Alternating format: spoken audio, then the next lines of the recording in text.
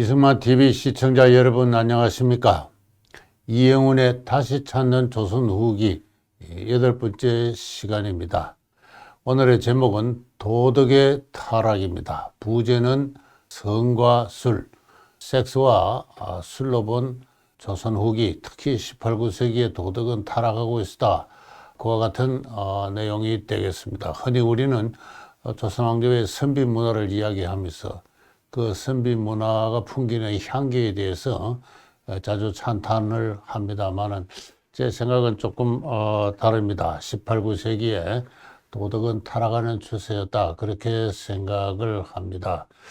보여드리는 화면은 무덤에서 출토된 여성의 저고리 유물입니다.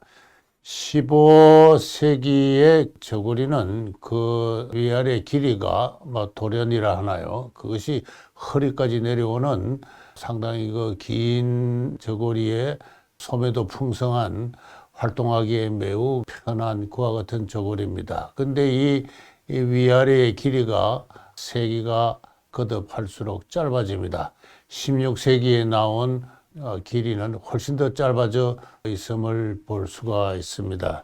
그런데 조선 후기가 되면은 17세기, 18세기, 19세기 되면은 이 위아래 길이가 점점 짧아집니다. 18세기가 되면은 거의 수평화 해버렸다. 19세기가 되면은 더욱더 극단적으로 수평화했다.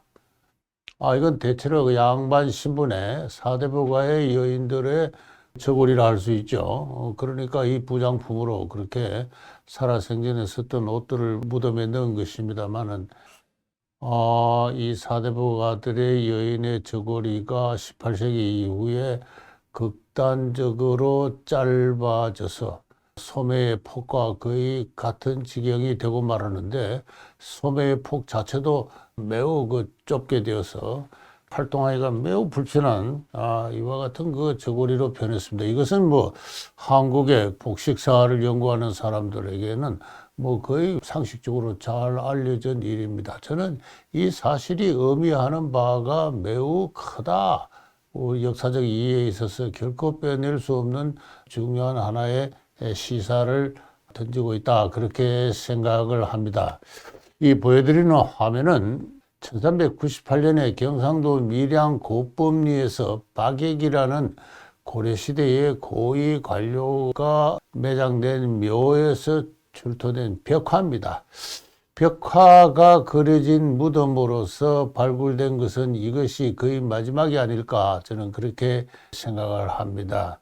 이 박액이라는 고려의 고급 관료를 역임한 이 사람은 조선 왕조가 들어왔을 때 거기에 승복하지 않고 고려의 중신으로서 죽은 사람입니다만은 이 고위 관료를 모셨던 여인들, 시중을 드는 그 집안의 비들의 모습이 아닐까 싶습니다.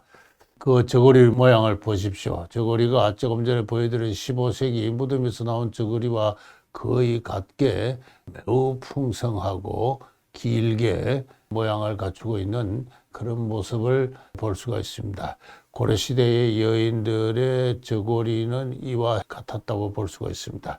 근데 그것이 점점 짧아져서 특히 18세기 후반 이후가 되면은 거의 소매의 폭과 거의 수평화돼 버려서 여인이 마땅히 감춰야 될 가슴을 드러내기 시작했다. 그렇게 생각을 할 수가 있습니다. 신윤복이란 사람이 그린 풍속화가 많이 남아 있습니다. 이 신윤복의 풍속화에는 당시 여인들의 가슴을 그대로 여과 없이 드러내고 있는데요. 이 두 그림에서 특히 왼쪽에 있는 여인은 단오날 여인들이 계곡에서 옷을 벗고 목욕하는 그 유명한 그림이 있습니다. 그 그림의 왼 산에 아이 둘이가 몰래 훔쳐보는 이 매우 참 익살스러운 장면입니다만은 그 여인들에게 가져다 주기 위해서 아마 음식을 나르는 하급 신분의 여인입니다. 젖가슴을 드러내고 걷는 모습을 볼 수 있죠. 이 오른쪽은 아마도 장에 가는 생선을 머리에 이고 가는 두 여인인데 정면을 바라보고 있는 그 여인의 가슴이 드러나 있습니다. 이 신윤복은 1758년에서 1813년 이후에 죽었는데 언제 죽었는지는 정확하게 알 수가 없는데 이 여인의 머리 모양을 보면 다 가채라 해서 머리털을 길게 딴 것을 머리 위에 높이 올린 이 가채의 풍습이 잘 드러나 있습니다. 이것은 정조 영간까지입니다. 18세기. 19세기 이후가 되면은 이 가채의 풍속은 사라지는데 순조 영간부터 사라졌다 해서 뭐 정확히 언제인지는 알 수가 없습니다만 적어도 이 그림은 18세기 말 늦어도 1810년대 이전의 상황을 신윤복이 죽기 전에 상황을 대변하고 있다 그렇게 이야기할 수가 있습니다. 이 신윤복이 그린 유명한 그림을 제가 또 하나 보여드리고 있는데요. 뭐 그림의 제목은 없습니다. 이 해원 신윤복이 아기를 업고 아주 짧은 저고리에 젖가슴이 아예 숨길 것 없이 드러나 있는 이와 같은 여인이고 그 대신에 치마는 더없이 풍성한 이래가지고 생활이 아주 그저 불편할 수밖에 없는데 머리에는 높은 무거운 가채를 쓰고 있습니다. 채발 또는 다리라 그러기도 하는데요. 여인들이 머리를 길게 따서 머리 위로 이렇게 쌓아 올리는데 머리숱이 적은 여자는 다른 사람의 머리털까지 사서 따 올리는 이제 이런 그 풍습입니다. 이런 풍속도를 그렸는데 이 한씨가 있죠. 이 한씨라는 사람은 이 부설이라는 사람 누군지 알 수가 없는 신윤복의 친구가 신윤복이 이런 그림을 그리자 그 옆에다가 저와 같은 그 시를 썼는데 이 얼마나 아름다운가 이런 그 찬탄의 시입니다. 시를 소개하면요. 저는 이걸 위선의 시입니다. 이렇게 이야기했는데 그 시의 내용을 제가 소개를 하면요. 중국의 소동파가 주방이라는 그 화가가 그린 얼굴을 돌리고 기지개를 켜며 하품을 하는 궁녀의 그림을 보고 심취하여 되돌아와서는 속여인 행을 지었었다.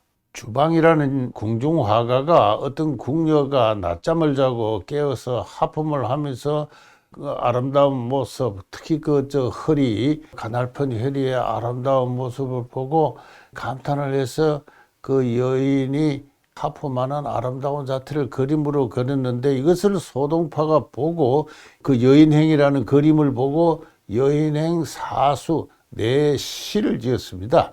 그 시를 지금 이렇게 흉내내어서 이 신윤복이 그림을 그리자 그의 친구 부설이가 이와 같은 시를 짓고 있는 것입니다. 지금 이 내수 시를 보지는 못하는 게 한스러웠는데 아름다운 자태가 다시 제작되니 주방에 그린 여인행과 같네. 또한 아이가 등에 업힌 모습은 주방의 그림에도 없으니 풍치가 깊고 거룩한 분놀림이 있어 밖으로 기품이 드러나네. 이 가슴을 드러내고 아이를 얻고 높은 체발을 하고 있고 그릇 없이 불편한 치마를 드리고 있는데 풍치가 깊고 거룩하다 이렇게 이야기를 해서 기품이 드러나 보인다 이렇게 이야기를 하고 있습니다. 저는 이거는 하나의 위선이다 그렇죠? 위선이다 하는 이런 생각. 그 옆에 보여드리는 그림은 다른 풍속화에서 아이를 업은 어떤 여인이 젖가슴을 드러내고 있는 장면입니다. 따라서 이런 장면은 당시 사람들은 일상생활에서 아주 흔하게 보는 장면입니다. 그것을 신윤복이 미적 감각을 더해서 그렸을 뿐인데 이것을 그 아름다운 궁녀가 하품을 하면서 드러내는 아름다운 허리 곡선에 비유한 그 소동파의 시에 빗댄다는 것, 또 주방이라는 사람의 그 그림에 빗댄다는 것은 저는 하나의 그 위선이라고 생각합니다. 왜 위선이냐? 뭐 좀 더 이야기를 해보도록 하겠습니다. 요 보여드리는 두 그림은 이 왼쪽에 있는 것은 19세기에 그려진 누가 그린지는 알 수가 없습니다만 머리에 채발이 없어진 걸 봐서 19세기 중엽이라고 하겠습니다. 이 미녀도입니다. 손을 머리 위에 올리고 있고 가슴을 드러내고 있습니다. 가슴을 드러내고 있는 것을 미인의 조건으로 생각한다. 왜? 손을 올리고 있으니까요. 저고리가 짧은데 손까지 올리고 있으니까 그 어떤 상황이 될지는 알 수 있지 않습니까? 그런데 그것을 이렇게 정성스럽게 그렸습니다. 이걸 가지고 뭐 흔히 민속화 자료집에서는 미인도라 이렇게 이야기를 합니다. 요 오른쪽 그림은 요거는 20세기 초에 그 잘 알려진 어느 화백이 그린 미인도입니다. 운낭자라는 어느 여인인데 27세의 여인이 젖가슴을 드러내고 있고 또 아기를 안고 있습니다. 아기를 안고 있다는 건 조금 전에 신종복의 그 그림하고도 통합니다만은 어쨌든 젖가슴을 이렇게 드러내고 있는 것이 19세기에 우리 화가들이 그린 미인도의 하나의 전형적인 모습을 이렇게 이루고 있습니다. 기산 김중건이라는 사람이 있습니다. 이 사람은 개항 이후에 특히 1880, 90년대 이후에 많은 외국인들이 한국을 찾아와서 한국의 여러 가지 예술 작품을 이렇게 구입을 합니다. 그 가운데는 뭐 독일이나 영국에서 온 역사학자나 민속학자들이 박물관의 진열을 위해서 한국의 민속품을 수집하기도 했는데요. 그런 사람들이 발생시킨 수요에 대응해서 김중건이라는 사람이 한 300여 점의 풍속화를 그렸습니다. 이 풍속화를 그래서 그 사람들한테 팔아서 이 작품이 지금 대개 독일에 가 있는데요. 그 가운데 한 장면입니다. 절구질을 하는 두 여자인데 뭐 그림의 솜씨는 뭐 거의 뭐 볼품이 없는, 나중에 이야기하겠습니다만 한국 미술사에 있어서 19세기는 쇠퇴하는 시기입니다. 그 이전의 그림에 비한다면 훨씬 그림의 질이 이제 조악한 그와 같은 상태인데, 어쨌든 절구질을 하고 있는 한 여인의 젖가슴이 뭐 더없이 노골적으로 그 유도와 함께 이렇게 드러나 있는 이와 같은 모습입니다. 개항기가 들어오면은, 특히 19세기 말 20세기 초가 되면은 여러 외국인들이 그 젖가슴을 드러내고 있는 한국 여인들을 사진으로 촬영을 했습니다. 이 오른쪽에 있는 사진은 제가 언젠가 한번 소개한 적도 있습니다만 1904년에 아손 크랩스트라는 스웨덴의 그 기자가 서울에 와서 한두 달 체류하면서 찍은 그 사진입니다. 물동이를 쥐고 있는 여인입니다. 어느 골목길을 가다가 어떤 양반가의 비가 물을 길러오는 장면을 보고 양해를 구하고 이렇게 사진을 촬영을 했다, 이렇게 보겠습니다. 오른쪽도 마찬가지로 그 가슴을 드러내고 있는 여인이고요. 이것은 좀 더 시기가 뒤로 내려온다고 생각합니다만은, 가슴을 드러내고 장에 갔다 오는 여인들이 이렇게 단체로 찍은 사진입니다. 흔히 연구자들은 서양 제국주의자들의 오만한 시선이 한국 여인들의 이와 같은 모습을 일부러 연출했다고 이야기를 하는데, 저는 아주 잘못된 생각이라고 생각합니다. 이 모든 것을 역사 자체를 서양의 편견에 의한 것으로 이렇게 서양인의 동양 인식을 이해한다는 것은 그럴 점에 주의할 필요도 있지만은 원사로의 의미로도 같습니다. 제가 이전에 조선인들이 남긴 민속화, 풍속화에서도 봤듯이 이건 결코 예외적인 현상은 아니고 일제시대 일정기를 거쳐서 1950, 60년대까지도 농촌사회에서는 볼 수 있는 현상입니다. 저도 어릴 때 주변에 이웃집의 아주머니들이 늘 그런 모습을 하고 다니는 것을 많이 봤고요. 그렇습니다. 그래서 조금 더 이상한 현상이 편견에 의해서 촬영된 것은 아니다는 것을, 편견에 의해서 젖가슴을 정중하게 소중하게 가리고 있는 여인들을 이렇게 촬영할 수가 없죠. 이것은 당시에 숨길 수 없는 우리 일상생활에 있어서의 여성의 모습인데, 찍힌 사진은 전부 하천민들을 대상으로 하고 있습니다. 그러나 제가 조금 전에 먼저 소개드린 대로 무덤에서 나온 사대부가의 여인들도 마찬가지였다, 이렇게 이야기를 할 수가 있습니다. 얼마 전에 몇 년 전에 경복궁에 있는 그 민속박물관에서 조선 양반가의 그 일상생활에 관한 어떤 전시가 있었는데요. 거기에 전시된 몇 개 그림을 보고 사진을 봐도 양반가의 그 안방이나 정실이나 또는 척실이 그들 안채에서 일상생활에 있어서는 이 가슴을 드러내고 있는 경우를 저는 봤습니다. 제가 사진을 촬영해 두었는데 어디에 있는지 지금 찾지는 못해서 소개를 지금 하지를 못하겠습니다만, 다음에 말씀드릴 것은 술에 관한 것입니다. 이 뭐 흔히 이 탁주, 막걸리에 관한 그 이야기인데요. 이 보여드리는 그 화면은 1792년에서 1876년 사이에 있었던 그 막걸리 탁주, 서울에 있어서 막걸리 가격의 장기 추이를 보이고 있습니다. 이 자료는요, 그 명례궁이라는 그 궁방의 지출 기록부입니다. 왕실의 주방이 있었는데요, 소주방이라 해서 이 소주방에 필요한 여러 물자를 공급하는 그 기구가 명례궁이라고 해서 그 서대문으로 가는 옛날 MBC 자리에 그 명례궁이 있었습니다. 이 명례궁에서 이제 궁의 지시를 받고 이제 물자를 이제 궁중으로 드리는데 그 중에 막걸리가 있습니다. 이 막걸리는 1년에 한 번 구입이 돼요. 연초에 궁중에서 환관들이 많이 있지 않습니까? 이 환관들의 정월 초하루에 벌이는 잔치가 있습니다. 이 환관들의 잔치를 위해서 시중에서 막걸리를 구입해 가지고 궁중에 드려요. 그 구입 기록입니다.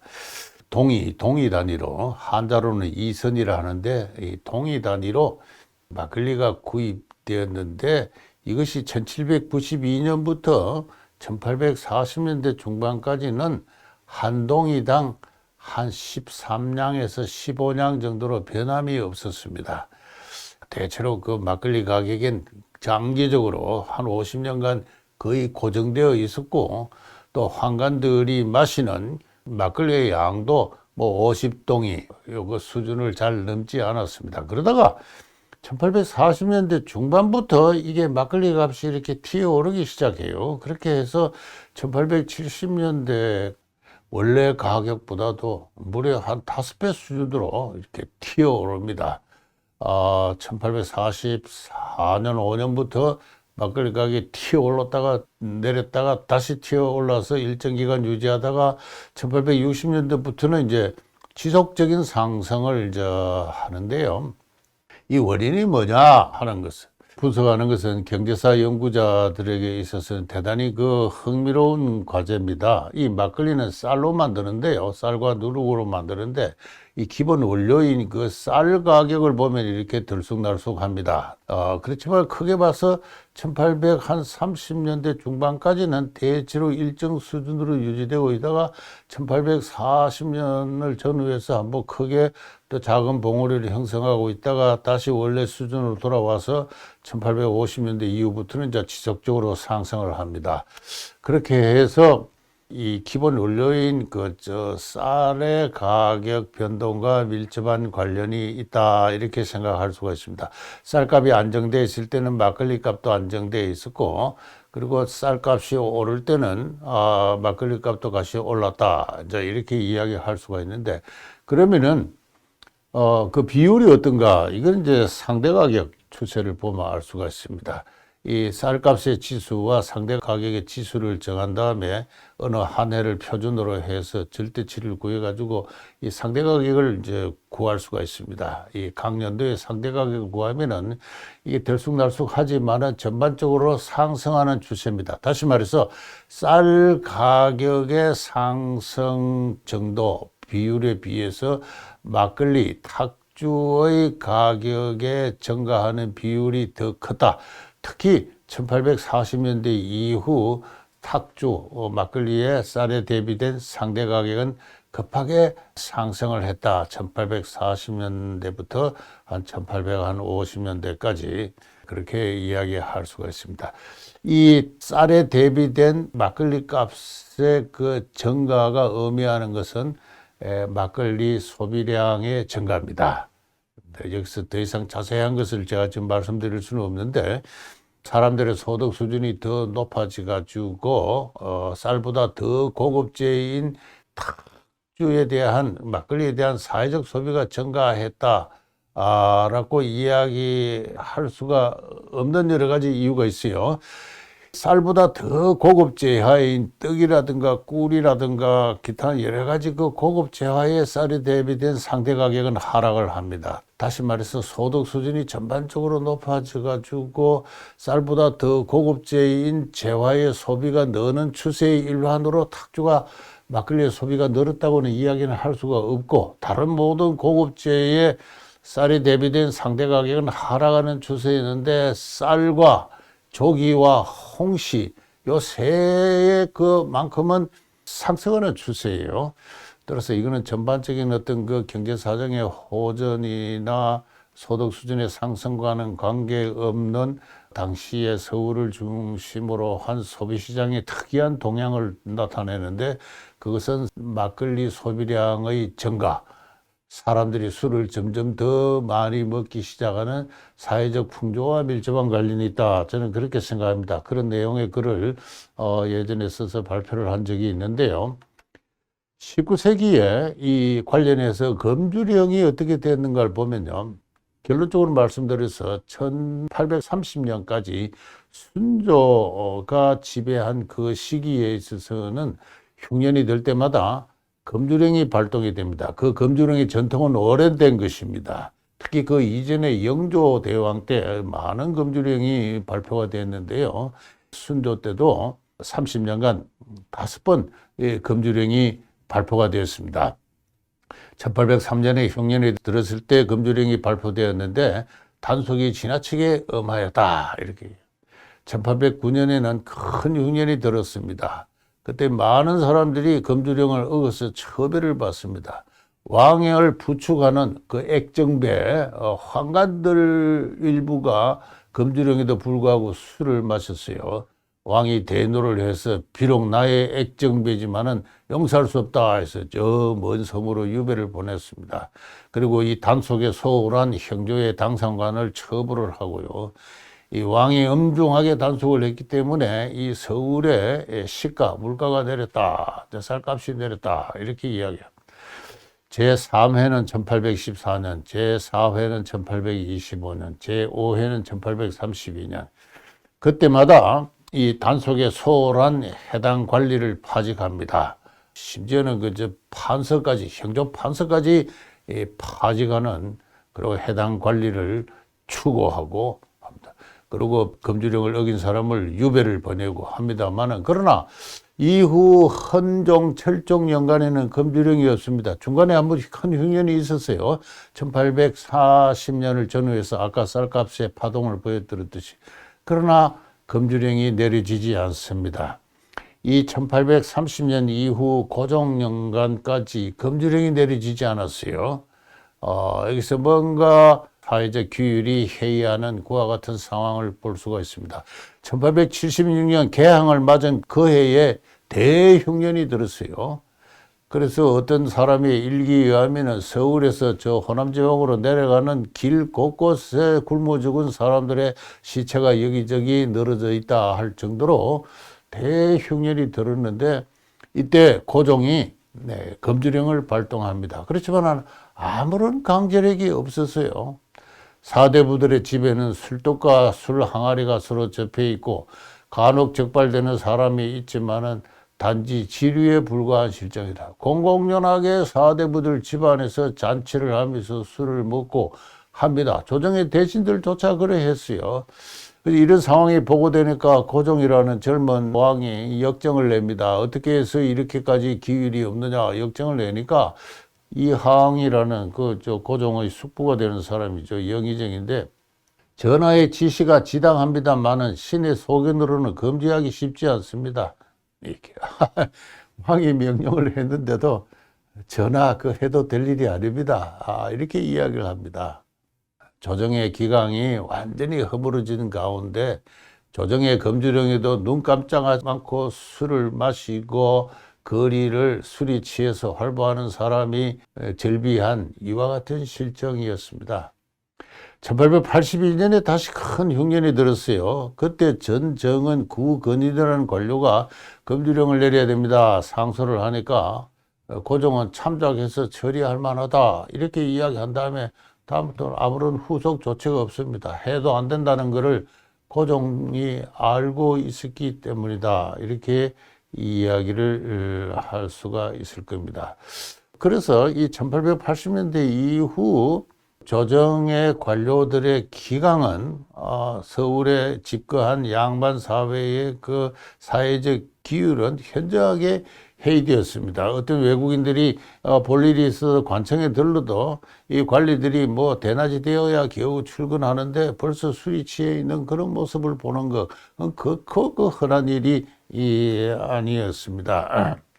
자, 이제 결론을 내겠습니다. 이 성과 술로 본 19세기 사회상이 오늘 말하고 싶은 것이었는데요. 뭐 다 말하지는 못했습니다만은 저는 이미 18세기 후반부터 신윤복이 여인의 가슴을 드러낸 그 풍속화를 공공연하게 그리면서부터 상당히 그 도덕적으로 쇠락하는 추세를 읽을 수 있다고 생각합니다. 그런 가운데서도 1830년대까지는 순조의 금주령에서 볼 수 있듯이 그런대로 왕조의 통합력이 유지가 되고 사회적 규율은 나름의 건강함을 보존했다고 생각합니다만은 1840년대 이후가 되면은 전반적으로 허물어지는 것 같습니다. 이때부터 유명한 밀란의 시대가 시작되죠. 경제 체제가 아주 불안정해집니다. 이건 다음에 언제 이야기하겠습니다만은 각 지방에는 양반 토호들이 반로를 해서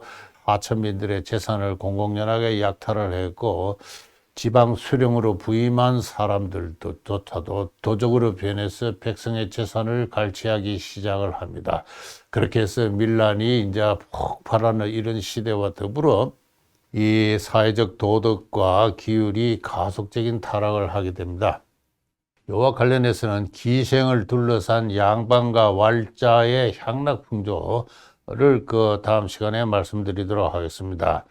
이 서울과 평양 같은 대도시에서는 소위 조선왕조의 지배층들이 살고 있는 곳이죠.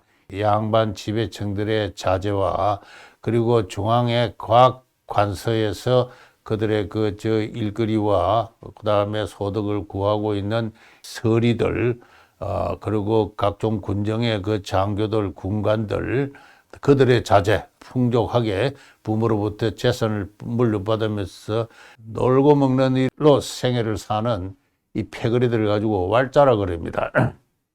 이 양반과 왈자들이 기생을 둘러싼 향락풍조가 많은 소설에서 전하고 있는데요. 또 그에 관해서 적지 않은 연구 성과가 있는데 최양전을 그 대표적인 예라고 들 수가 있습니다.